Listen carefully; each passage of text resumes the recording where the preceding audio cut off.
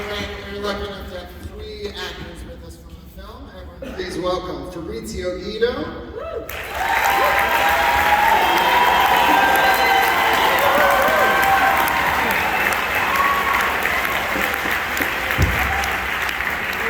Beauchamp.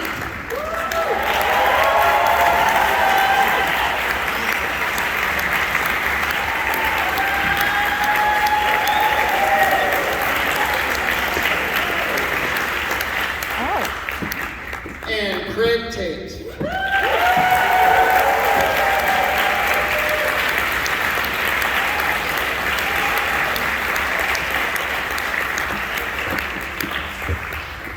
All right, let's get into it. I think we should just start at the beginning. So, Sherman, what was the genesis of this idea?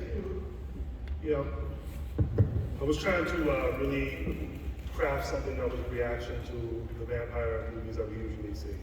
You know, I think that so often in vampire media, it's usually a very passive damsel in distress suburban white girl. And I really wanted to make something that was culturally specific about Black people and see how being, you know, that specificity would change the arc of the story. So I tried to focus on, you know, something like the Black men in my life who are really take charge, go for it type of people. I wanted to see what they would do in this situation.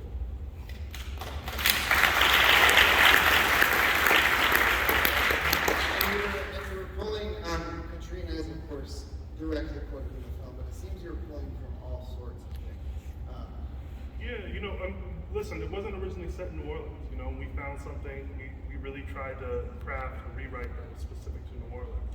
When I think about what happened in Katrina, it's not just about the mismanagement of a hurricane disaster. It's about so much more. And I think that the whole ordeal, you know, now 16 years ago, really exposed a lot of systemic flaws, you know, and I think that they're all interconnected in really sophisticated ways. So we wanted to sort of look at the whole scope of things. And plus, you know, if you're a teenager, you were probably born after Katrina. You know, you know, I'm old, so it's a little bit of it's one of those touchstone moments in my life. But if you're a teenager, you were either a baby or born after. So I want to look at it in the lens of the aftermath of a big disaster. And Maritte, what initially drew you? Well, as soon as I read the script, I was completely in. I am obsessed with horror films, and I love vampire movies. I've seen 30 Days of Night like at least 100 times, and when I read the script, I was like, wow, for the first time I could see myself as a protagonist. I've never seen it from that lens. I've always been an outsider, and for the first time ever, I could see a young woman being a hero and being able to kick ass. I was like, that's me. I have to be a part of this. I've never seen anything like it, and it was something, as soon as I read the script, I was like tingling all over. I'm like, I have to be a part of this.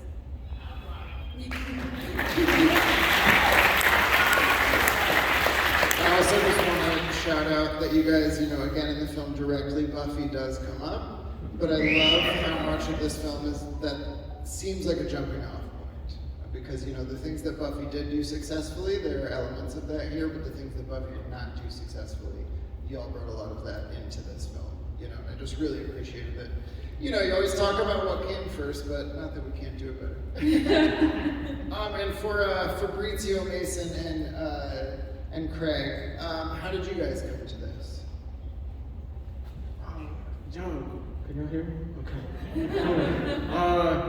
Well, I auditioned for this. I think, and I did this through Zoom before the pandemic, before Zoom was hot. I should have bought stock right then and there. Like, for real. No, I auditioned for this, and then I got the call back, and then it was a regular session with Marty, and it was through Zoom, and then I got a call like 2 days later, and they're like, "Yo, you're coming out to New Orleans," and that was that. I mean, I love the character. I thought it had so much depth.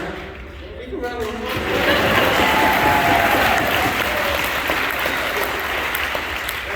I was really excited to be a part of this. I just thought it was something so like grounded. It was just like it was a really cool story, and I just felt really fortunate to be a part of it.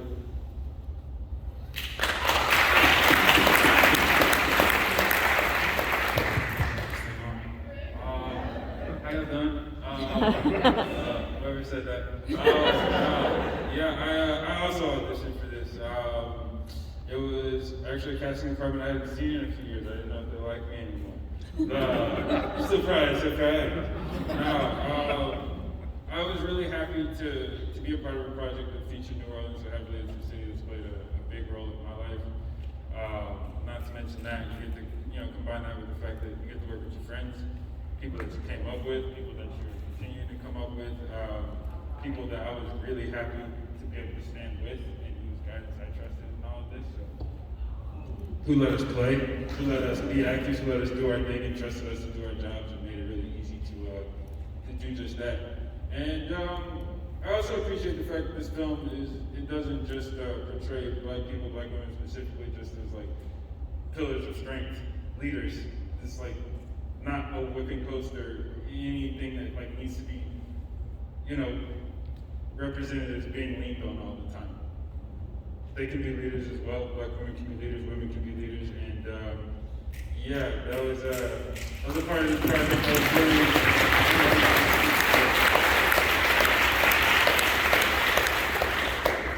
Other than that, I'm starting to get a little nervous, so I'm gonna pass it. For me, you guys can hear me, right? So for me, I had auditioned previously for another Blumhouse series on Hulu called Into the Dark. And, the casting office, I'm assuming that you guys know, maybe forward my tape over to you all, if I'm not mistaken. And I actually found you through watching tons of actors and videos. You did not audition for this, but I was like, as someone said your name, I watched your video on through Snowfall. Yeah, definitely. And do you hear that voice right there? Yeah. That's a fact. Yeah. But now, when the offer came about, I got a chance to talk to Marty. Once I got decided, so I think we all have a proclivity to play someone mythical, play something outside of yourself, and that was essentially the Frog. I had a dream maybe a few weeks ago, before the phone call came through, that I was going to play a vampire. Me and Mason both live in New Orleans, so it's our backyard. And so long story short, I had a dream I would play a vampire. Weirdly enough, the phone call came through. Mason was a part of it. We went to the same acting academy for a while. A lot of history. But it made the decision very simple. And I think we all, to put yourself next to a Blumhouse banner doesn't really take much consideration. So, here we are today.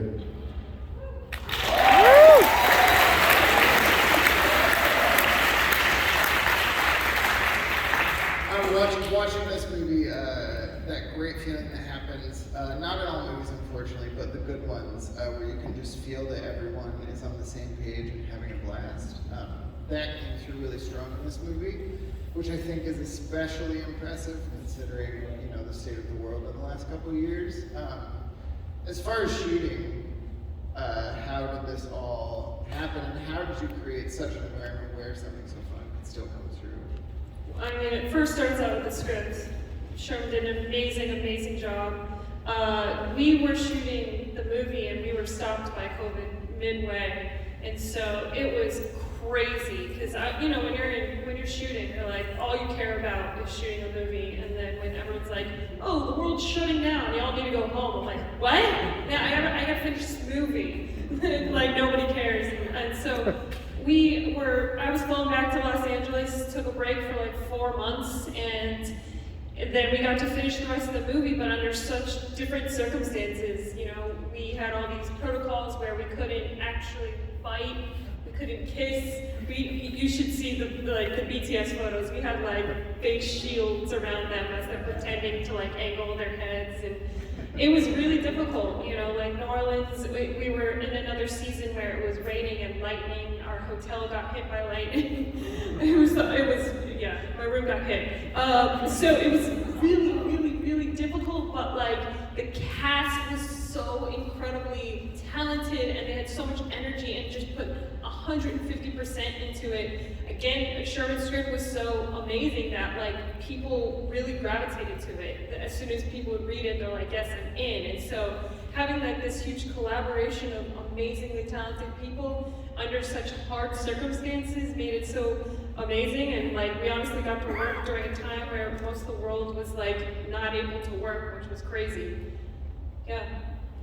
How about you guys? I just want to say first and foremost, don't do push-ups on set.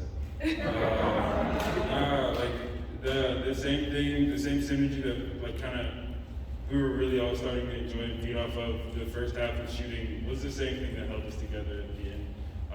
Everybody missed each other after 4 months. We all wanted to complete the thing that we started, and yeah. I mean, y'all were here for like the last year and a half, thankfully. COVID was weird, man. We figured it out. We tried to, make sure that everybody was staying within their protocols and doing what they need to do outside of work to make sure that it was a safe work environment. But yeah, I mean, a sense of completion, I think, is what everybody was seeking whenever we came back, and we did that. So, yeah. Now let me just clarify this push-up thing. Yeah, Mason decided to do clapping push-ups on set. I was challenged in my defense. His lip landed on the floor, and he bit through his lip, and he started bleeding. Oh. I asked him, "Young Mason, you okay?" He goes, and he runs out to a puddle of blood, real blood, on the set. Look, I was method acting. Okay. I need attention to change the blood, so I can understand why we need to track down vampires, guys. So. We behaved after that. All right, so I have to ask, so Sherman, did you write the part that Keith David ultimately played with him in mind? I mean, no. I mean, it was amazing that we could land it, but no, I didn't even. I wrote it totally abstractly, hoping because at that time in my life, I was writing scripts that I didn't think were really going to get made, and this one took quite a while to get to the screen. So the fact that we got such an amazing cast, plus Keith David, is just a blessing.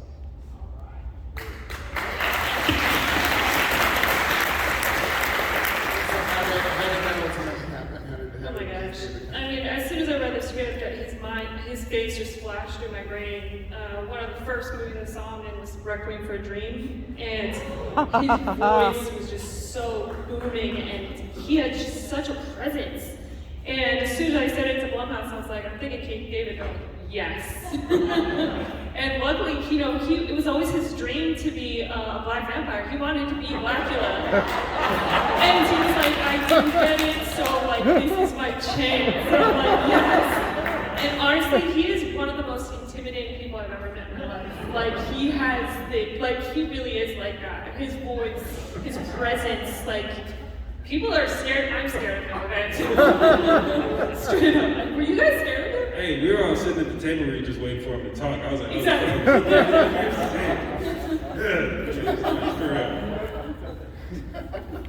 It's none of it is like, it's not as much of that.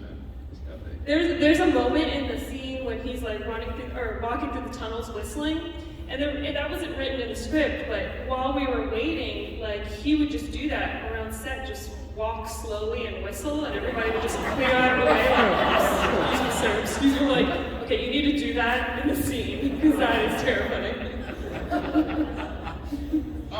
One of the things that I really was drawn to over and over the more I thought about this movie after I watched it was his monologue towards the end there.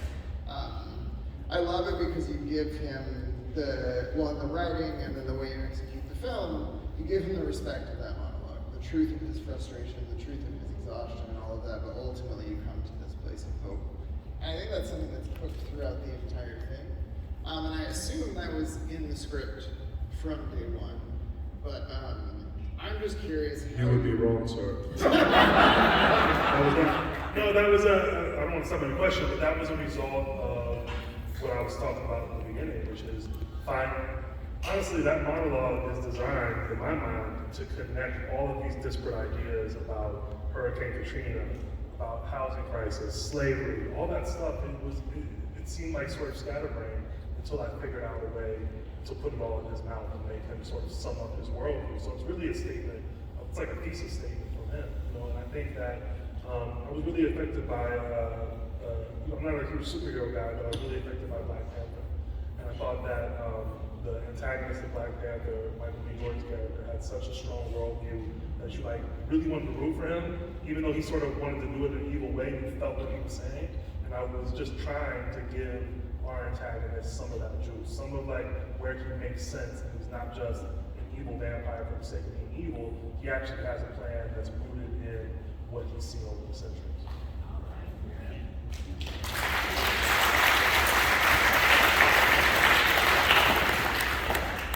Again, I think it's amazing that you pull that off.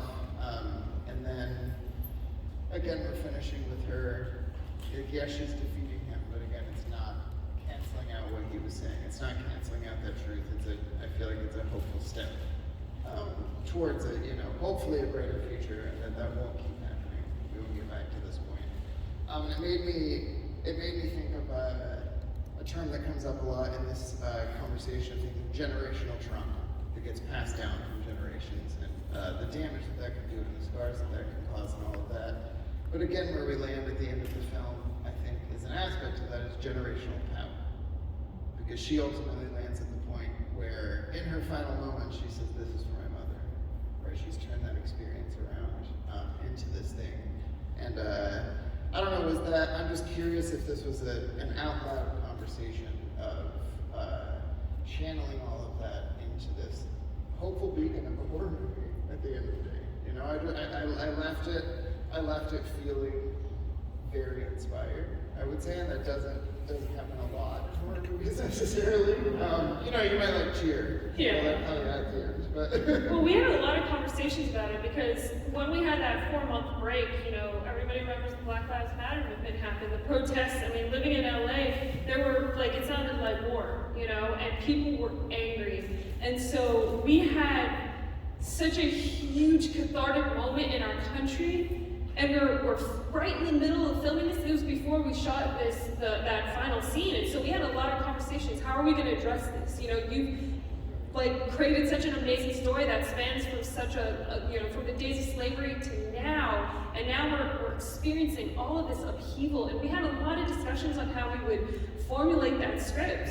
Yeah, shout out to one of our executive producers, Maggie Molina, because Maggie sort of shepherded this script from where it was when it was just me and her to getting into Blumhouse and ultimately Amazon. So shout out Maggie, and I remember her bringing up that point in our conversations, now that we have this break, shouldn't we address what's going on in the world? Because the summer was crazy. We were trying to write the script, and also cities were, burning down. It was a real big point of upheaval for us. But one of the things I wanted to touch on too is it's unfortunate that we've seen this story. We've seen these real moments of Black pain reaching a boiling point and coming to what protests that border on violence and riots and stuff. We've seen it before. Even if you look at the polls, when the George Floyd protests happened, the whole country was online with Black Lives Matter. And then a couple months later, the percentages had already dipped. So I wanted somebody who had seen centuries of this to be able to put that perspective into words. That, yes, I've seen it. I saw it after Martin Luther King died. I saw it after Rodney King. I've seen it now in 2020, but I'm trying to do something much bigger and more cohesive, throughout the scope of time. Well, I think you guys pulled it off. So what's next for all of you? Where are we headed? Back home. Good night. Back to the crib. Back to New Orleans. Hopefully more auditions, more work, more hanging out with these cats. When you say what's next, what do you mean by that? It can mean whatever you want it to mean. It can literally mean tonight, it can mean in your career, it can mean, Tonight, most likely back to the hotel. Career-wise, back to the audition grind. King Richard's coming out in November, so I'll report that.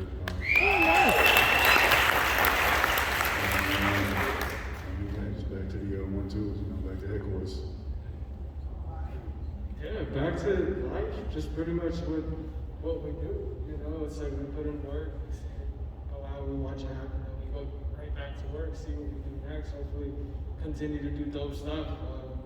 continue to knock out goals, you know. Yeah, that's what's next. We're going on a line here.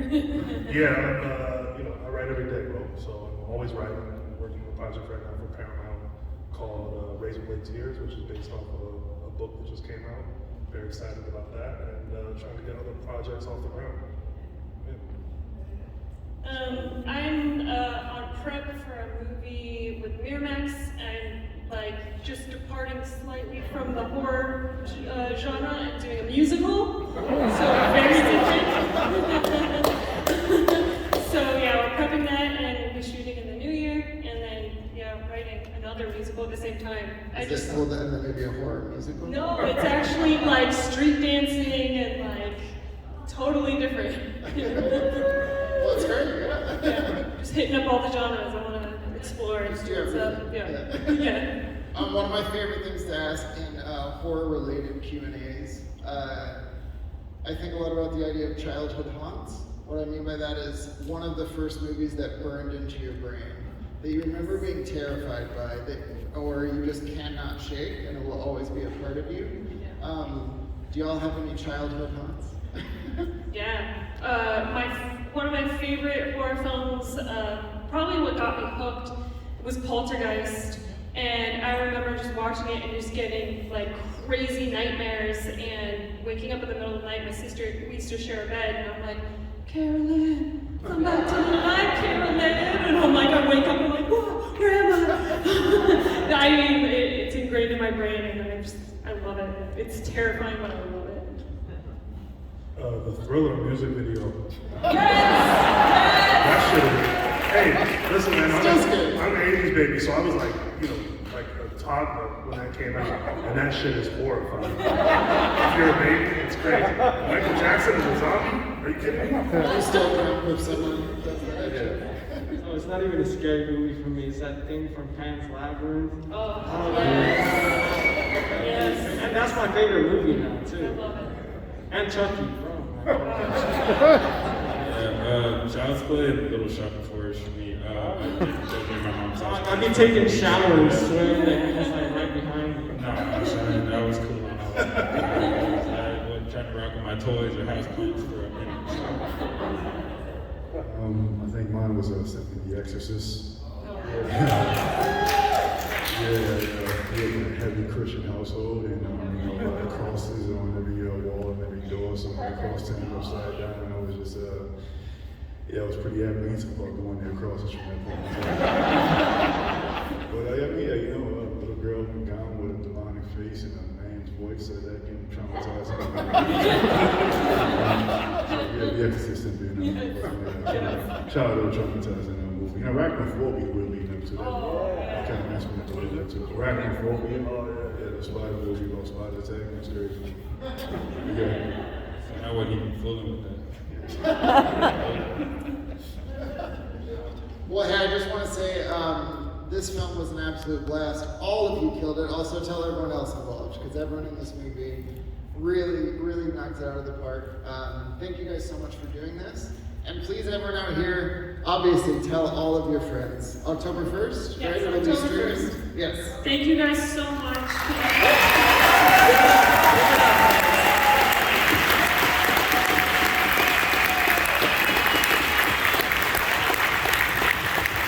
right, they're going to exit out this side, so please keep those cheers going, guys. Let's give them a good exit.